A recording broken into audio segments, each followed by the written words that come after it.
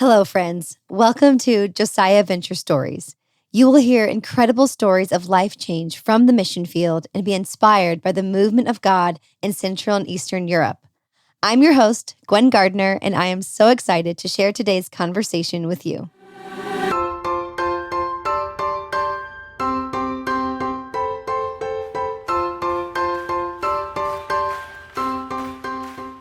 Today on the show is Amanda Snyder. Amanda first served with Josiah Venture in the summer of 2012 at the first Fusion camp in Slovenia.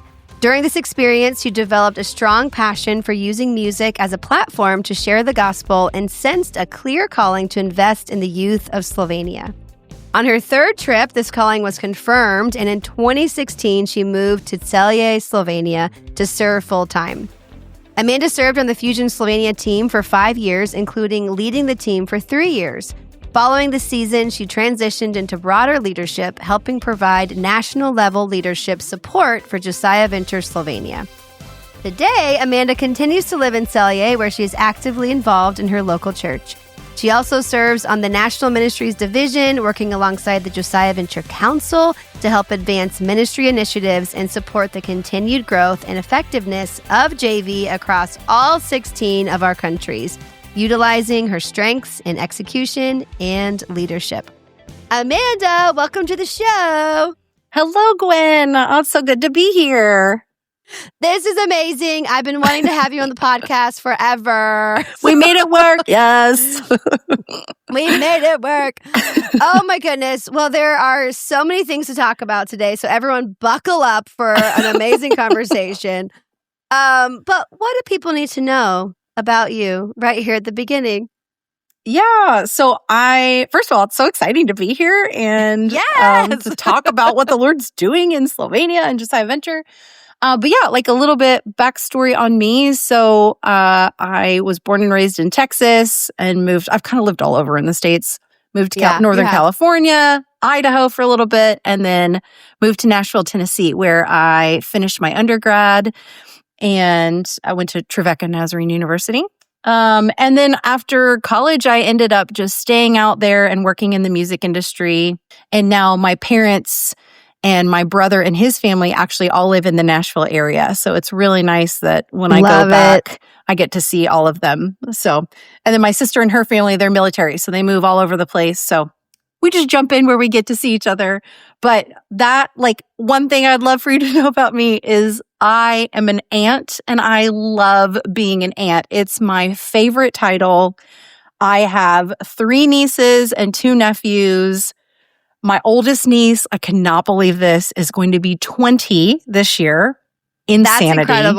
That's incredible. And then my youngest niece will be 2. So there's a wide range. Yeah, my sister's 3 years older. My brother's 10 years younger. So I'm an aunt to all ages. And I absolutely love it. Yeah, and I am very close to my family. I'm so thankful for each one of them. I love music. Music is a big part of my life. As you're going to hear through the rest of this podcast, like the Lord uses music in my life is a big theme. And I love to sing. Just music is a huge piece of who I am. I love traveling and experiencing new places and adventure and cultures. So there's a little bit about who I am. I love it, Amanda. I'm so excited for more people to hear your story. So we are going to get into it. But first, I would love to hear just about your journey of faith and what that looked like as you came to know Jesus and that kind of thing. Were you raised in a Christian home, like some of those things? Yes. Yeah. So I definitely was raised in a Christian home, and I am so thankful. The more I interact with people that is not their story, that is just actually such a huge blessing from the Lord, and I'm really thankful. You know that old joke of like, you're born on Saturday and in church on Sunday. I mean, my whole childhood, as far as I can remember, my family has always been very involved and active in the church, and I'm very thankful for that. Both of my parents love Jesus, and as a child, I got to see how much they love Jesus. And I remember waking up in the morning and seeing both of my parents at different times, like doing their Bible study, and that was just really formative for me. And I'm also very fortunate and blessed that both of my siblings and their families, like we're all believers. And that's actually it's such a gift. I accepted Christ when I was 7, but I really made Jesus like the Lord of my life when I was 24. I actually was living in South Korea, Seoul, South Korea. I taught English for 2 years. And there I joined a women's Bible study, and it was an international women's Bible study. And shout out to BSF, Bible Study Fellowship. And we were studying the book of John, and that was just where Jesus really captured my heart. And it was one of those like, okay, I will make him the Lord of my life. I'm going to serve him. I'm going to do what he wants me to do. Whatever that means. It's been quite a journey and an adventure. I'll say it's been an adventure, and it's been great. It's a wild and awesome ride. So that's amazing. And your whole like Korea path, we could talk about that as well. But like, there's been just like so many pieces of your story that have been so amazing. And I love that of you came to faith at a young age, but then it's a continued process, right? It is. Our whole lives. It really is. Yeah. And I think, every person, like every child that's brought up in a Christian home, you at some point need to make that faith your own. Like that relationship with Jesus, you've got to make it your own. And so that was a huge marker for me. Yeah, when I was 24. And I love that, like when I look back on that time in Korea, it's marked by my closest with Jesus. So many questions. I just want to talk about so many things with you. But I would love to hear just your journey right before Josiah Venture. Like, what were you doing? What was life like? And then how did you even first hear about Josiah Venture? I would love to hear that story. Yeah. So I actually, it kind of goes hand in hand. So when I graduated with my undergrad degree, it was in music business. So I actually worked in the Christian music industry in Nashville and worked for an artist management company for a couple of years. And then I took a pause from that, moved to South Korea, taught English for 2 years, and came back and actually got a job at a record label. And I was working in the marketing department. And nice. It was fun. It was a really fun job. I will say that. And I got to meet some really awesome people. So thankful for that time. But it was actually that first. Well, let me pause about Slovenia, how I heard about Slovenia. Like, even just missions in my life, like the church I grew up in actually talked a lot about missions. And I remember as a child, like hearing different missionaries come back from the field and tell us what they're talking about. And actually at the age of 9, I have this distinct memory of a missionary woman who came back. She was serving, I actually don't remember where she was serving, but I think it was either Africa or Papua New Guinea, because those are the places I always remember. That's where missionaries go. And I remember her telling her stories, and at 9 being like, "Whoa, that's so cool! I want to do that." I mean, little did I know that the 9-year-old version of me saying like, "Oh, that's something I'm super interested in. I would love to do that. Look at me now, and look what the Lord did." So missions has always kind of been on my heart, and also international things. So growing up, my dad was always in international business. So he did logistics of import and export of commodities. And he would travel all over the world, and he'd bring back little tokens of like something from the culture that's there and show us pictures. And I remember one time he had like an old like slide deck, so you could like put in like slides you could see on the wall in our living room. And he's telling us all these stories. And so I think my interest for the world and other cultures and traveling started actually from my dad, and just how he brought it home to us. And then, moving abroad. And so I think like my heart for missions, my curiosity and interest in the world and in cultures and language and travel, just kind of the Lord was preparing me. And so when I had moved back to Nashville from South Korea, I feel like everybody should like draw something out. It's like this time frame is like going all over the place. The mega timeline. Let me write up of Amanda's life. When I moved back from South Korea, a friend of mine was in Nashville, he was leading the short-term team to come and help with the camp in Slovenia. And my church in Nashville has been sending teams for years now to help with camps. Yeah, long time. Yeah. Yeah. And he was like, hey, Amanda, we need some female leaders to go on this trip to Slovenia. It's an English camp. Would you be interested? And I was like, yes. Like, of course I want to go. I just got back from teaching English professionally. I could do this. Yes, let's do it. So I did look up where Slovenia is. I had to Google it. Yeah.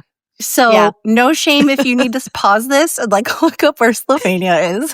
Where is Slovenia? It's the most right beautiful next to country. Italy. Yeah. It's the most beautiful country you've never heard of. So it's great. Yeah.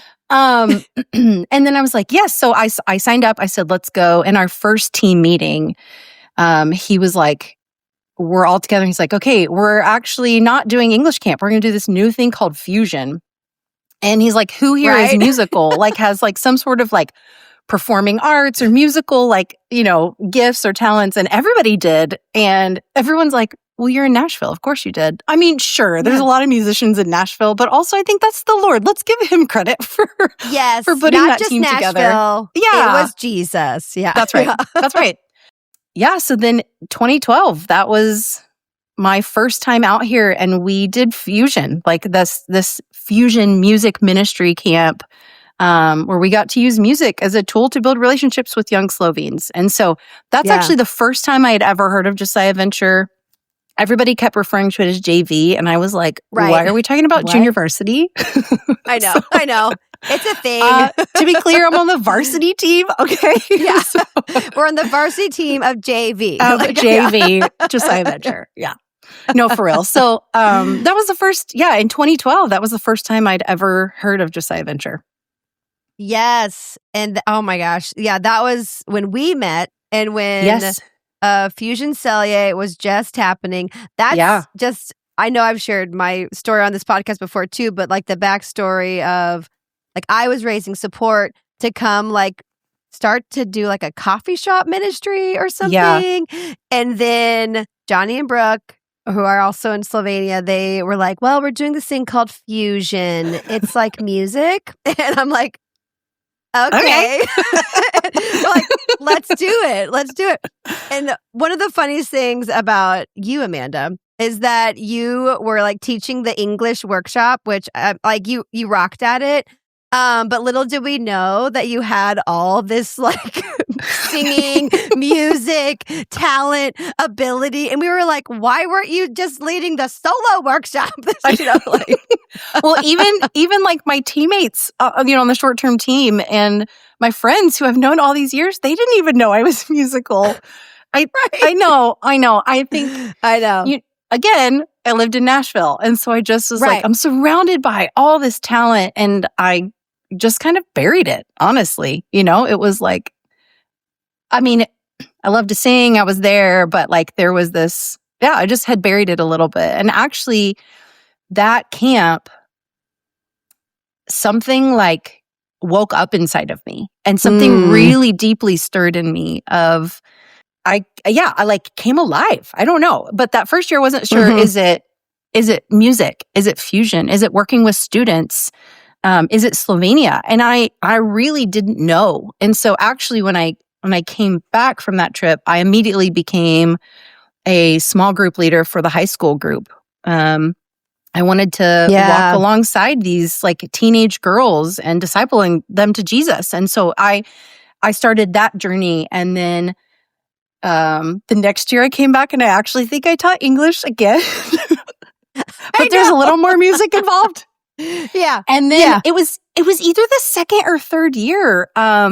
Brooke called me, and she was like, it was before we were coming out. And she's like, hey, would you be able to arrange a song for Fusion for us? And I remember it was a Paramore song, and I was like, yes. I hung up, and I was like elated. I mean, there was, oh my gosh, I get to do this. And it was unbelievable to be able to arrange a song for Fusion and then come to camp, teach it, and then see these like students get it. And then like, it just was like, oh my gosh, this is what I want to do. This it clicked. That's why, like, even earlier you said, like, my third year, it was confirmed. It was just like, this was what I was made to do. I was made to use the gifts that God has given me to share him with people who don't know him. And Fusion became this like beautiful opportunity to do that. And it, you know, like even the saying yes, like I had to get out of my own way, right? When it was like, okay, Mando, like, we want you out here, join our team. What do you want? And I seriously was like, well, guys, I have a full-time job. I just bought a house. Like, I can't really just like up and move. I can't do this. What? What? We were like, come on, Amanda, just move out here. Spoiler alert, I did all those things. Quit my job, sold my house, you know, and here we are today. Today.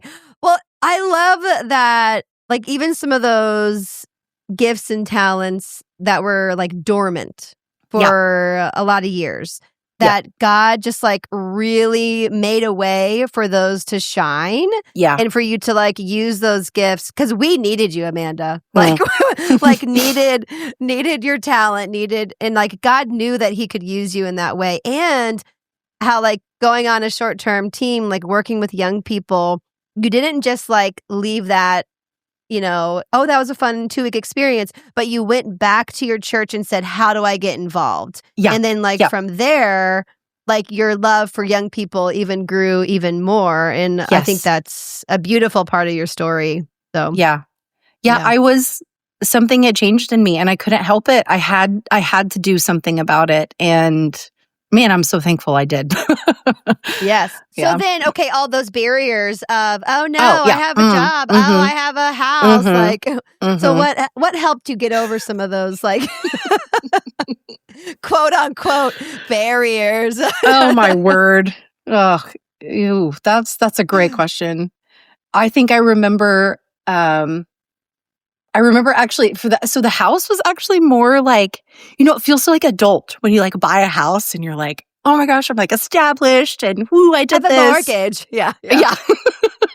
And it also feels so permanent, right? Like, you know, you just like, you buy a house, you live there for years before you move. And I actually think that was the biggest barrier I felt like. And so I remember at the time, my parents and brother were living with me, and I had come downstairs like the day after the trip, and I was just like, that morning I was just like in tears, and I was like, I think the Lord's calling me to Slovenia. Like, I don't really know. And my parents were like, yeah, we know. It was like, and my dad, I've actually asked him about this and he didn't remember it. But like the next thing he was like, don't worry about the house. We'll figure out what to do. You're fine.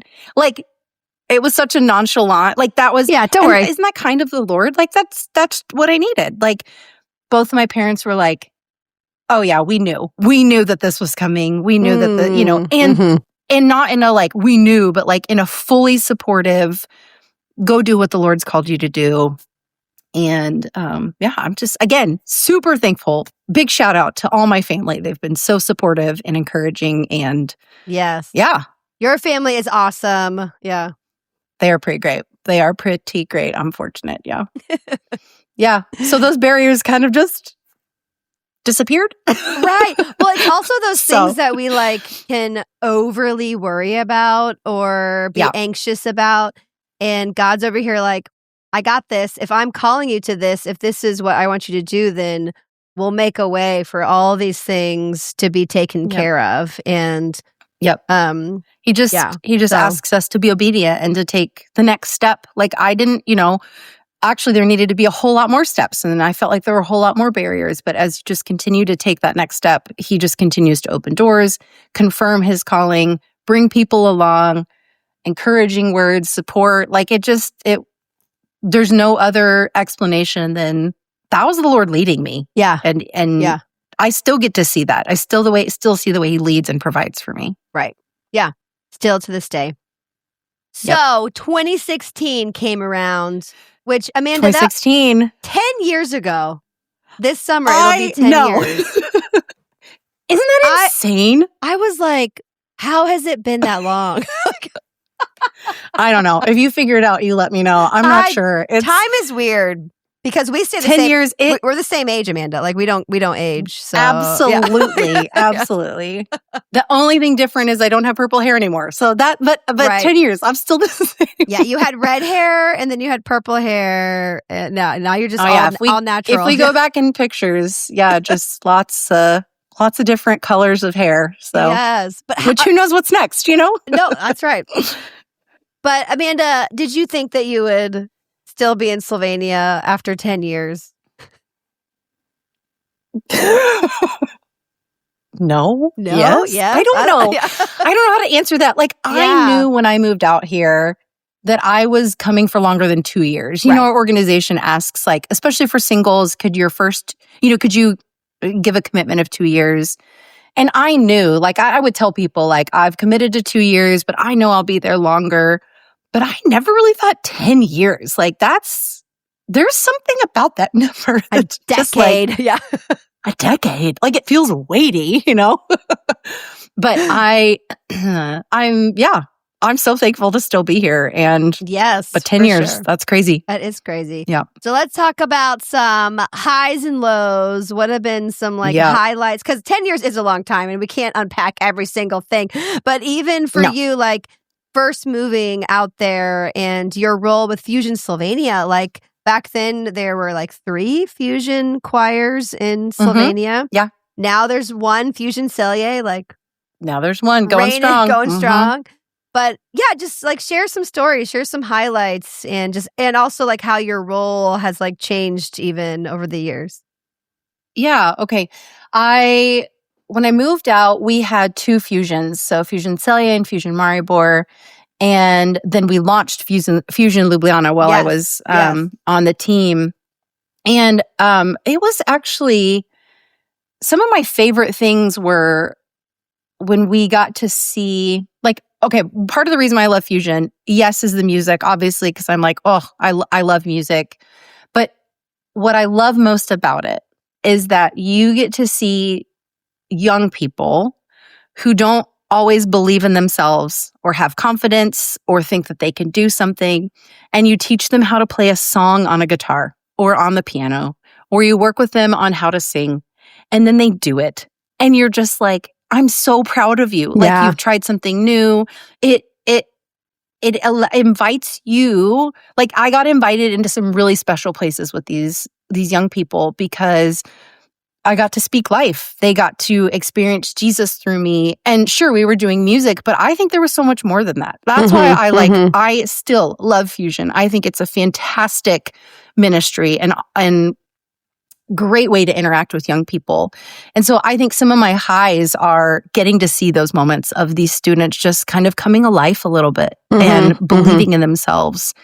And then taking a step, like, yes, of course, like we do this to tell them about Jesus, right? And so when they take a step towards Jesus, or I got to also work with leaders who were leading Fusion or leading their teams.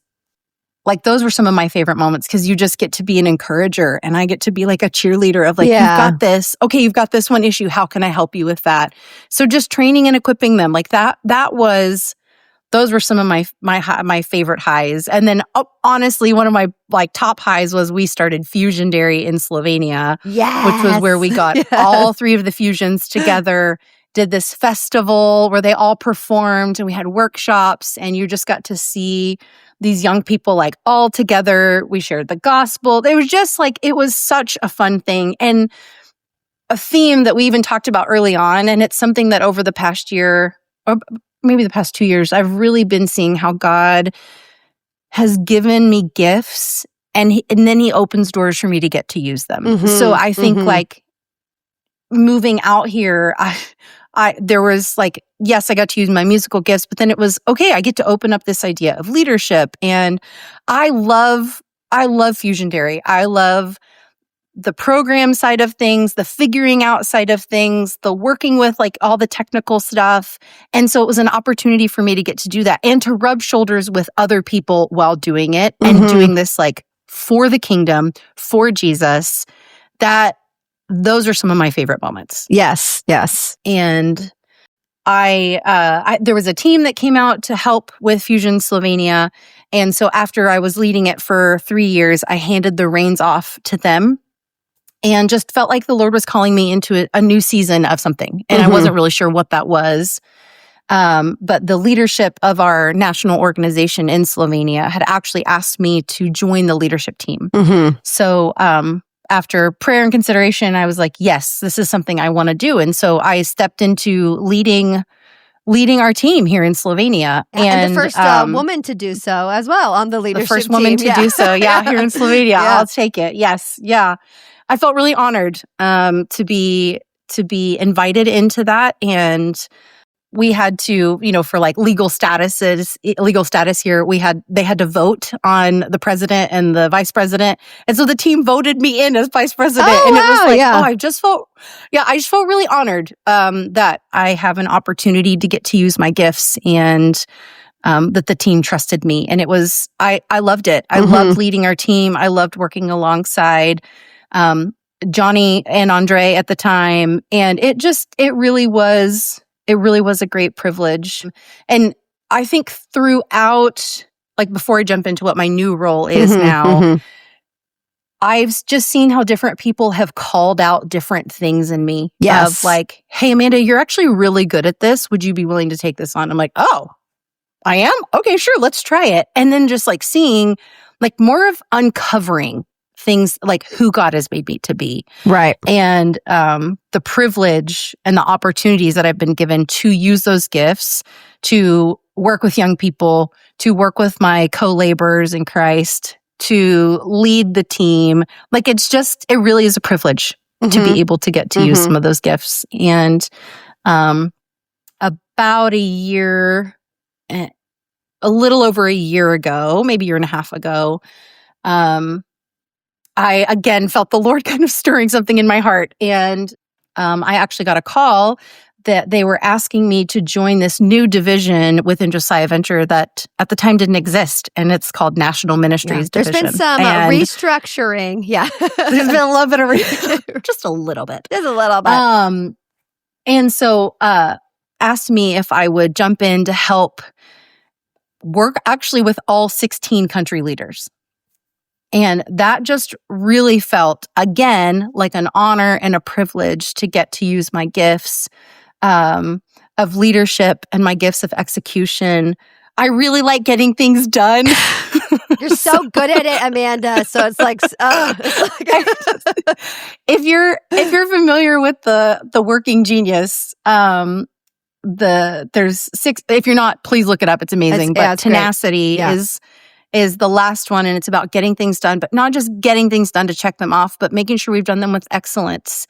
And that really like resonates with me. And so now I get the privilege of working with the Josiah Venture Council, which is created of all 16 country leaders and a few other key leaders, to move initiatives forward, to figure out where we're going as an organization, and to clean up some policies, to get some things done. Yeah. And that's just, I love it. And it's just it's been an exciting role. And I do still live here in Slovenia and I still serve in my local church, but now I have the opportunity to get to work with the international side of things and work with all 16 countries. And it's been so fun. It's been really fun.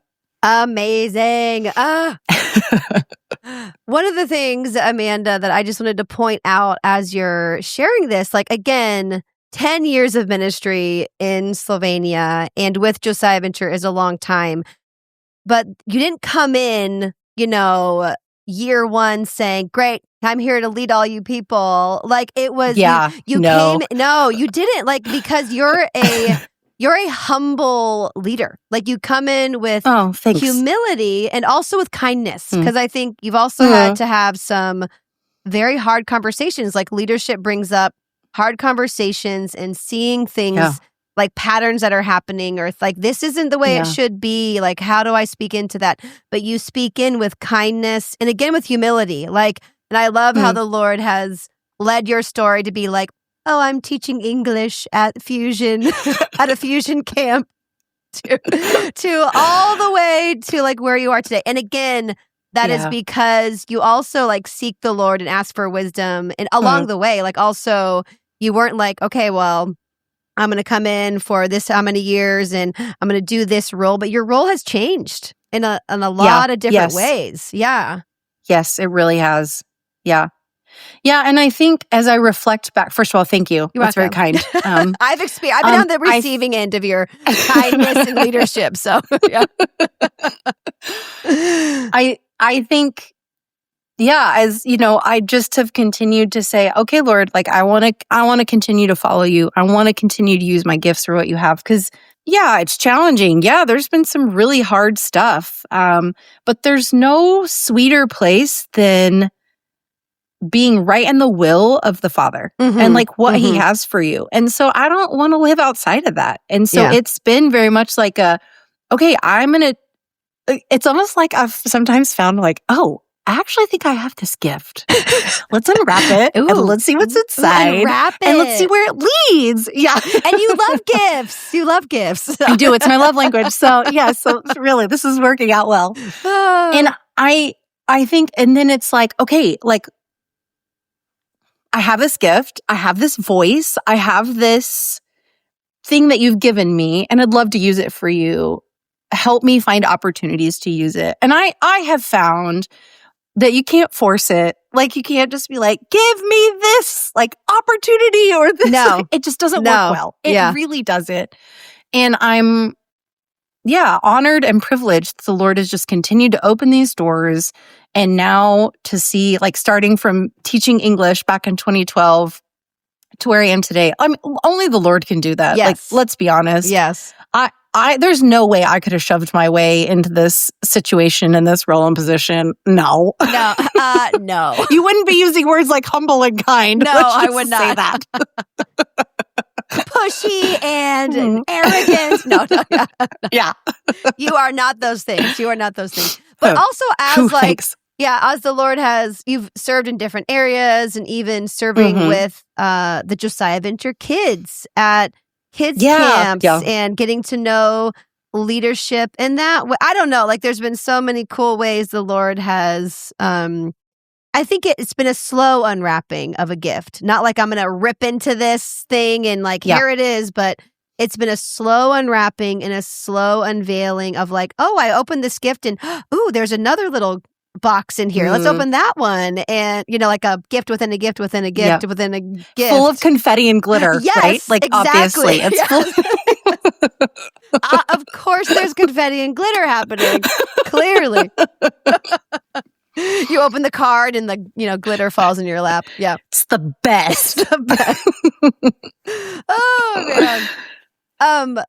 But as we talked about earlier, you mentioned like joining the leadership team in Slovenia as the first woman to join the leadership team for the national organization in Slovenia. And now you're serving on the National Ministries Division. My question is just, how have you seen Josiah Venture empower women in our organization in some of these like bigger leadership roles? Yeah. I think one thing that like needs to be said is, I referenced it earlier, but like people have called out things in me, and actually that's really empowering. So man or woman, but I'm a woman, so I'll say it from my perspective. When people call out stuff in me of like, oh, like I remember having a conversation with a friend and being like, they asked me to join leadership, like, and they're like, yeah, of course they did, and, and you're like, what? Oh, okay. And I think that's a huge piece of being surrounded by people who see who you are, who see who the gifts the Lord has given you, and they call them out in you. And then you have a responsibility of saying like, okay, Lord, I think this is it. What do you want me to do with this? Right? And so that's empowering. I think that's hugely empowering. I love that there are now more women serving on national organization leadership teams. That is huge. And that there was a need for that, and the doors keep opening. I have seen growth within Josiah Venture as a whole. Now, do we still have room to grow in including women in more leadership positions? Absolutely. But it would be not okay and irresponsible for me to say we haven't done that and we haven't started that. Like, I think JV has opened the door. Within 2 of our upper leadership groups, we have women serving in those leadership positions. Mm-hmm. We have singles in those. Yes. Also a heartbeat for the singles. Yes, so we love the singles. Yeah, we'll do women and singles. That's great.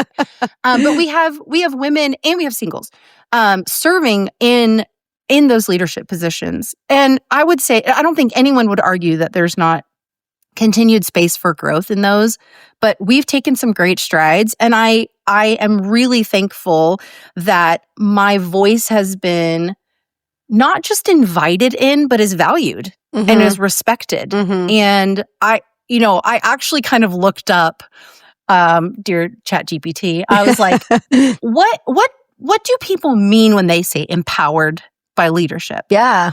And it was like, your voice is heard, you are valued, you're not like, you have a seat at the table. And I have had to stand up for some things. Yes, for sure. Like, I'm going to say that. But I haven't, like we talked about, I haven't forced my way in here. No. The doors have been opened. And I feel like JV is growing in this area. And I'm really thankful for that. And, now there are other women serving on the JV Slovenia national team. I'm so thrilled about that. That's awesome. And when I hear about other women that are serving on their national leadership teams, I'm like, yes, this is amazing. And I think that our voices are seen, they're valued, and there's an opportunity for us to get to use them and to share them. Yeah, I love what you said about there's a seat at the table for you. Your voice is being heard because there's space for everyone. And there is. And I think, and even just to clarify, because, you've got a spectrum of people that are like, we're not doing enough. We've done it. There's a spectrum. And I would just say that, we want the right voices at the table, whether man or women. Yes. And I don't feel like any of the women that are sitting in these positions, from my perspective or understanding, are like the token women of we have to have a woman, so we're just going to pick a woman. No, these are prayerfully considered. Who do we need here? Our leadership prays over these things. Who needs to have a voice at the table? Where are we missing? Where do we have blind spots? And who can help us see those things? And so I've just seen a lot of growth in that, and I'm just really thankful. Yes. For that opportunity and for my voice to matter and to be heard and to be valued and to be respected. That's no small thing. That's no small thing. Yeah. Yeah. And it's also a beautiful picture of the body of Christ. Again, amen. Though we need each other, everybody at the table. We do. Yep, we do. Yes. I need all those men that are around the table, and I need all those women that are around the table, and I actually need all the other men and all the other women who aren't at the table that are at my we all need each other. That's something of, I believe every person has been uniquely gifted with gifts and skills and ability that come from the Father, and when we use those, it's beautiful. It's absolutely beautiful. Yes. Don't let that nose be saying, I wish I was an ear. No, you're a nose. You're be a nose. Go It's smell stuff. Go smell things. Oh, man.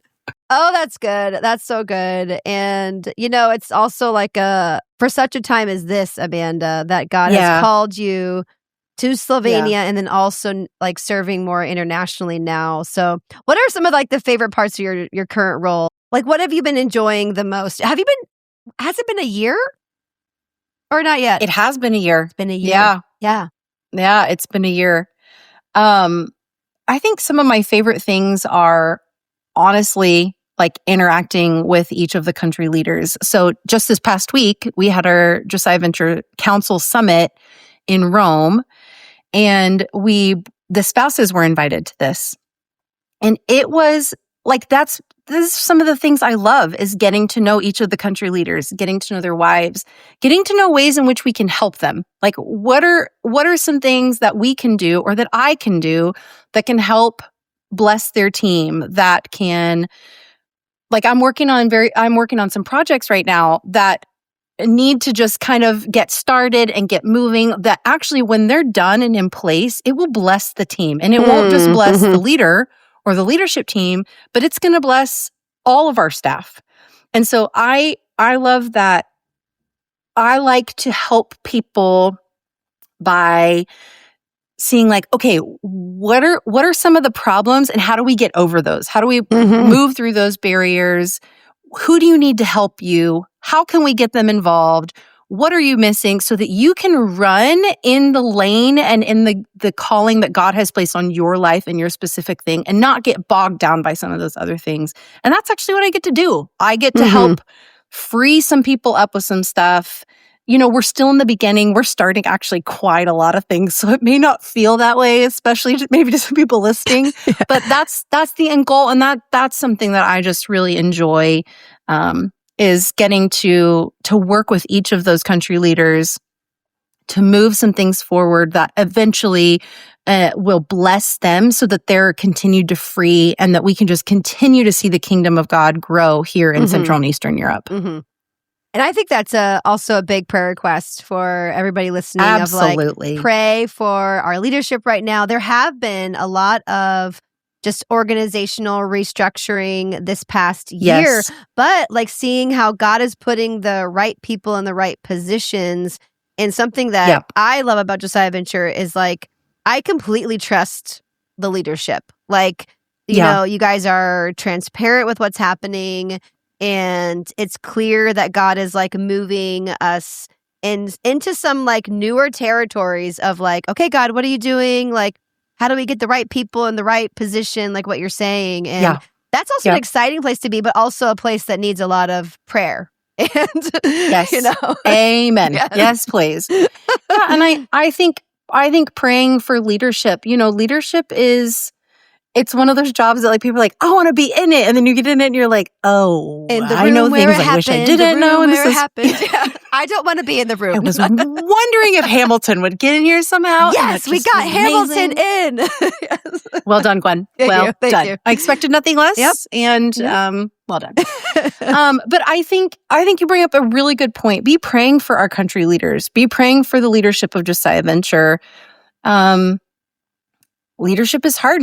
Leadership is challenging, and we need the Lord's wisdom and and discernment of what to do. And so, please pray for all of our country leaders, for their families. Do it.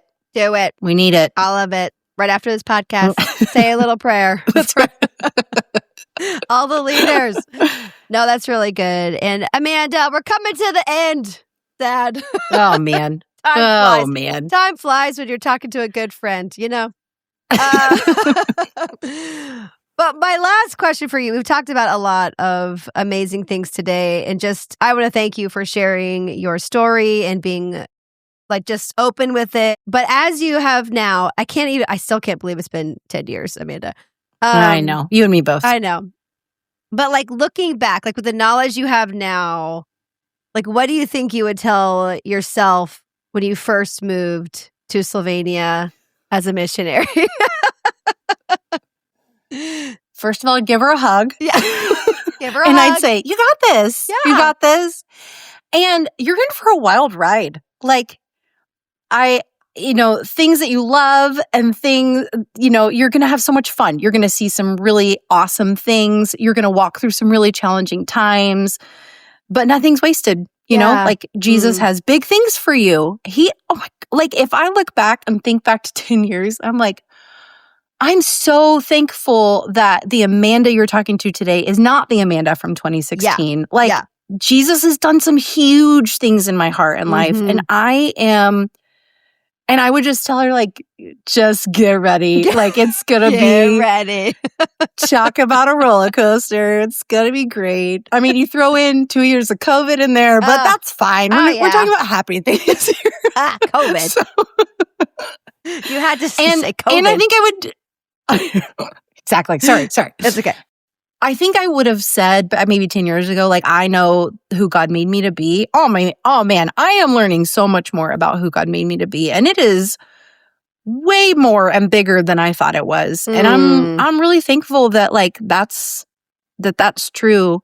So this like I could say about my 10 years here, and I know that there's more. Like I know that the Lord has more for me here, but as like a JV missionary, I was reading a book by Elizabeth Elliot. Oh, yes. And one of her quotes stuck out to me big time. And I was like, oh gosh, this is so true.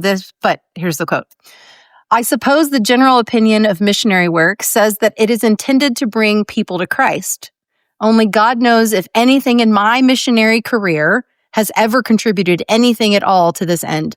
But much in that career has brought me to Christ. Yeah. Ooh, that just gave me like chills. Yeah. Me too. And it like makes me emotional because like I will not know the impact of Jesus working through me, but I know that the things I've walked through has brought me close to him. And yeah, that's what I want. And I'm thankful. Oh, yes. Oh, that's really good. Well done, Amanda. Seriously, like all your years of service, and I just think you're a beautiful human, and you're my wonderful friend. Thanks, and see, look, we quoted Hamilton and we cried. So it's you're like, welcome for the ride, guys. You're welcome. That's what I love. This is a window into our friendship, anyway. Exactly.